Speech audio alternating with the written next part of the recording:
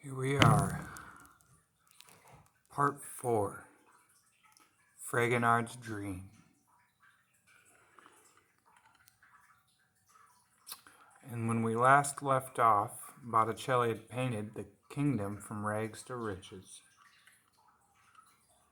So judging by the work of art, looks like Fragonard's in some trouble.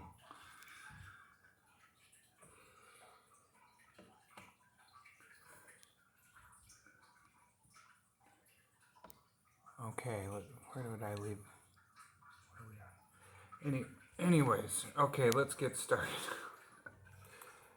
Geez. Part 4, that's right, part 4. Alright, Fragonard's Dream.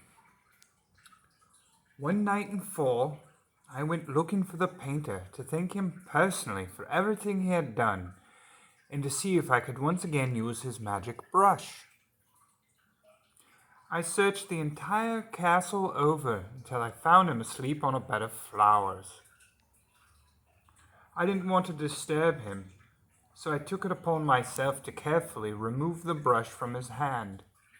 As he lay there sleeping in content, probably dreaming of the mysterious island he had once visited. I then snuck away into our newly painted courtyard with a painter's palette of my own. It was a wonderful night indeed. I painted all the flowers in bloom. Then I wondered what else I could breathe new life into. So I painted the worms out of the ground to an unimaginable size. I saw a ladybug scampering around, so I decided to paint it to a new size as well. The ladybug grew into an enormous beast.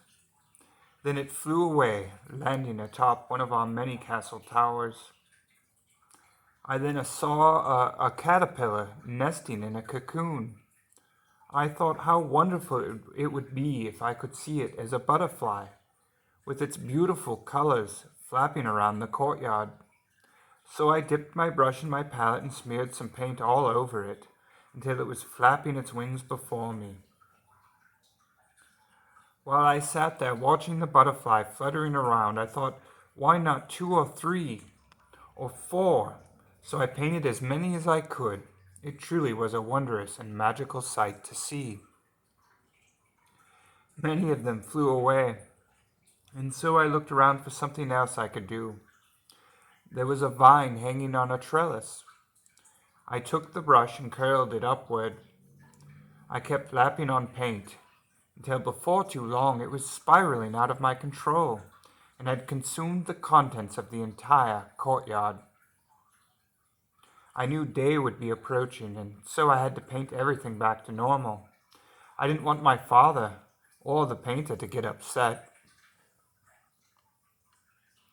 I tried desperately to paint it back down, but no matter what I did, it just kept growing until I had become entangled, consumed by this monstrous weed.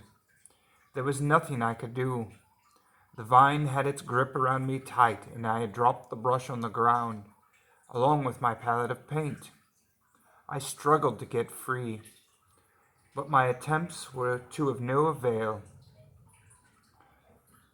The ladybug I'd painted earlier started crawling down the vine, headed straight for me, ready to devour. It seemed there was no way out of this mess. Luckily, one of the butterflies swooped down and ate the ladybug, saving my life at the last possible moment. Now all I had to do was think of a way to get untangled, paint everything back to its normal size. Hours had passed, and still I struggled to break free. Then the vines began to sway. Oh, the worms I brought to life were slowly eating away at the roots of this plant. I'd finally been freed. I picked up the brush and palette and quickly painted the courtyard back to normal. I then rushed off to where the painter still lay asleep on his bed of flowers. I put his brush back in his hand, and just before sunrise, I vowed to never again mess with the painter's brush. Whew, that was a close one. Well, I guarantee the full-length novel version, he gets into a lot more trouble than that. You'll have to check it out. And I'll see you for part 4 of the short story version of my novel, The Magic Paintbrush. Thank you for listening.